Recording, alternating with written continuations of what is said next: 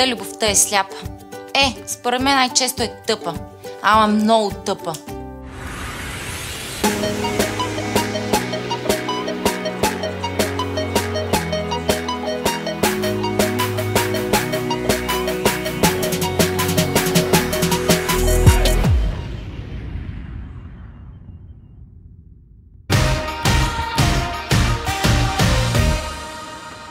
Защо не мога да разбера какво става в това училище, честно ти казвам. Не знам как би посмяла да направи такова нещо.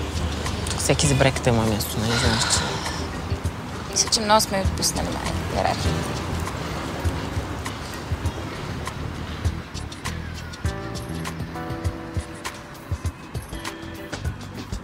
И после ти казваш по скалата от 1 до 6 ти си пълна седмица. Виж, че би посмяла. Като нищо, нали знаеш за синдрома. Сега идвам. Ей! Какво става, нали имаше контролно? Решихме се чупим с момчетата. Дъвка? Не. Искам да ти благодаря за вчера. За какво? Ти луда ли си, бе? Това беше супер смешен това. Аре, до после. Чакай, колко време ще се бавите? В смисъл, случват се някакви неща и... Аре, стига, моля те. Какво стига? Мислешам, че ще е пак драмата с мустаци. Значи знаеш. Какво да не знам, по цялото Даско говори за вашите детски простоти. Просто иска да си до мен, това е всичко. Виж, но ти да ревеш на раното на Гея. Тъп гъс! Аре, малко по-кротко, а?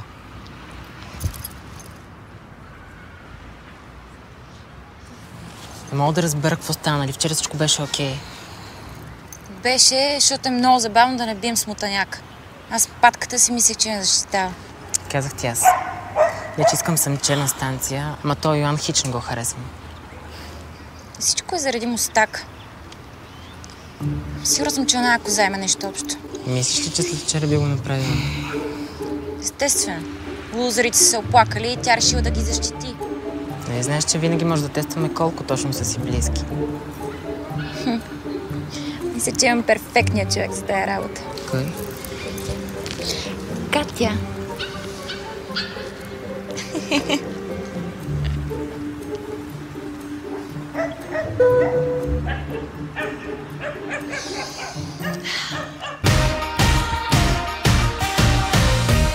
Виж това да поставят Целовейкова, вече всъщност го няма. Хора, няма да повярвате какво стана. Какво? Професор Екс.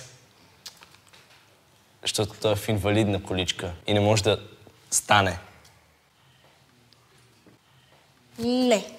Маската от училищния онлайн вестник ми писа, че иска да ми вземе интервю. Да, бе! Ами иска да интервюира най-новата звезда в V-Box. Училищния вестник. Найс. Не съм казала, че съм взела Нобелова награда. Ти да беше нямаше как, защото те се връчват през декември. Оф, Петьо! Факти. Само с това ти е пълна главата. Статистика. Пише го на 30 страница. Ама то ясно, че го пише, Ма не може ли да се зарадваш? Мога, просто това е важно. Нобеловите Какво награди важно не от са... интервюто ми? Не, нямах преди това. Иска да кажа, че не си учила. Не, просто мъкни. Добре. Просто мъкни и влез в темата си.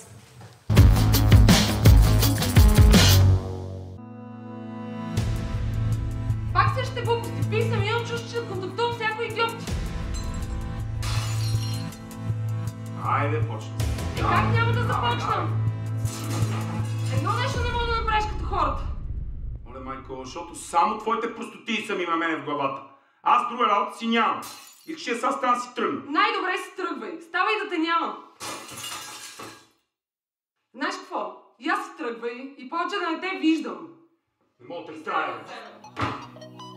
Новата игра, бич, късай. Няма и следа от наивното момиче. Тук съм да ги скъсам и да им взема парите. Да, такава съм, това е оберсо.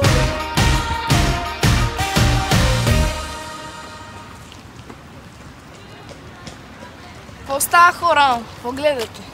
Четем една статия. Коя от вестника ли?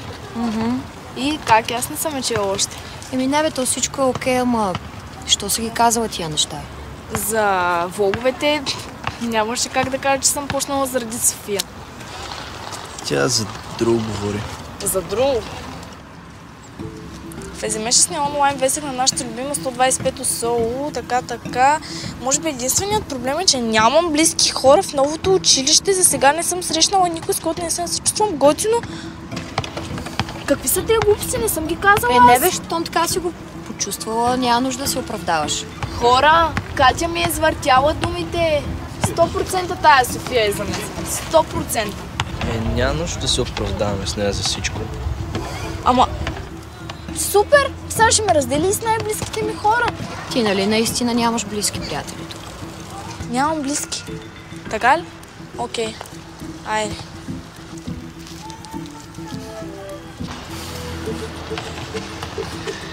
Айде.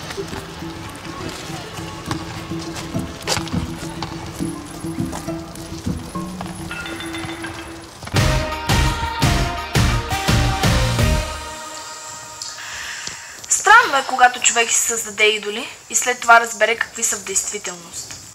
Имам предвид един определен човек. И този път вратата за краката нямам ми да го хващаш. назова по имен. Става въпрос за българката от V-Box, София Стойчева. Името ли ми За каза? въпросната София, мислех я за готино и добро момиче, а се оказа една високомерна и надута кучка. Моля. Не искам да дисвам излишно. Тук вече Просто прекали. искам да кажа, че не трябва да се доверяваме на хора, които не познаваме и трябва да вярваме само и единствено на себе си. Със сигурност. Е, това вече е дъното. Ало? Какво? А това е няколко метра под дъното. Нашите се развеждат. Споко, тя има 10 абоната на кръст. Трябва да тръгна. Какво става, бе? Соф? Аре, стига! Какво стана, бе?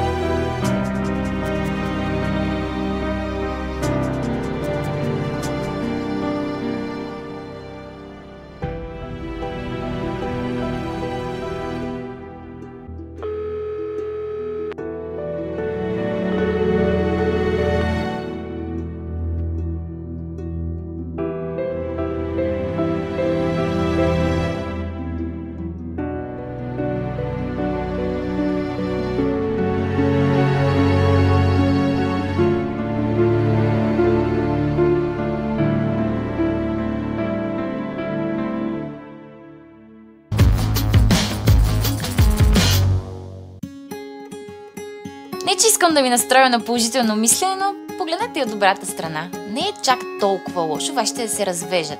Причина номер 1. Двойно повече подаръци за всички празници. Причина номер 2. 2 къщи. И една е достатъчна, ако вече вместо крясъци и чупене чини в нея чуваш и себе си. Абе, като цяло, като вашите не се разбират, не само тяхния живот се изчерня. Разделата е нещо много тъжно, ако преди това е било весело обаче. Ако е било пълен ад, раздялата трябва да е края на този ад и началото на нещо прекрасно. За всички замесени в историята.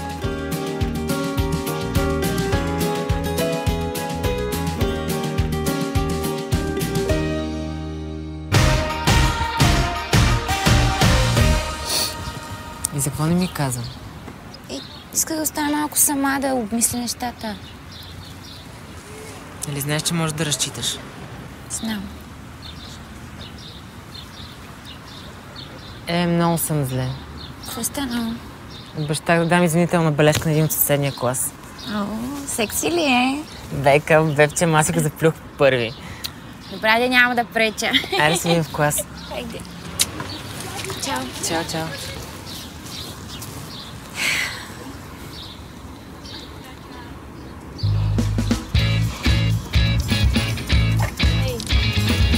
Знам, че сме във война, обаче искам да се извиня.